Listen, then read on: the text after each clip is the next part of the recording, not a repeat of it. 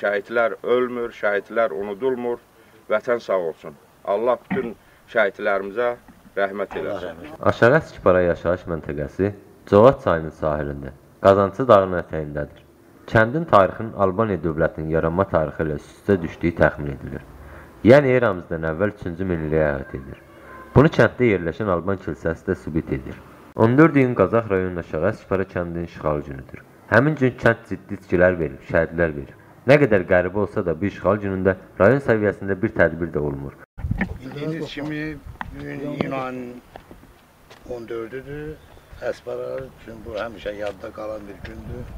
Bu günü biz həmişə xatırlamağa borcluyuq. Çünki 14 iyunda bizim Aşağı Əskipara erməni və rus ordu birləşmələri hücuma keçmişdi. Bu döyüşdə yalnız Aşağı Əskiparanın uşaqları erməni və rus birləşmələrə qarşı döyüş aparmışdı. Döyüşçülərə, işğal hadisəsinə bu cür saymaziyana münasibətlə cəmiyyətdə onsuz da zəifləyən vətənpərvərlik duyğularını tam öldürürlər. Qurtuluş adlandırılan bayramı bu cür təntəraqlə keçirməklə Aşağı Əskipara cəmaatını, orada həlak olan döyüşçülərimizə hörmətsizlik nümayiş etdirilir, deyə Fəzəl Əliyev vurğulayıb. Bizim döyüşçülərdən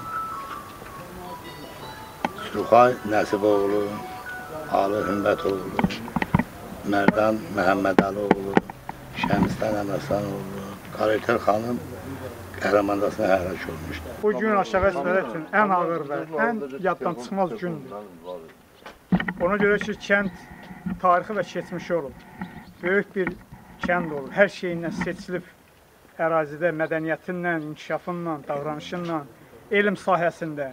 O cümlədən də yekunda erməni mənfurlarının Aşağı Əskipara kəndinə dəfələrlə baskınına baxmayaraq Aşağı kəndi öz qəhrəmanlarıyla müdafiə olunur, neçə illərlə.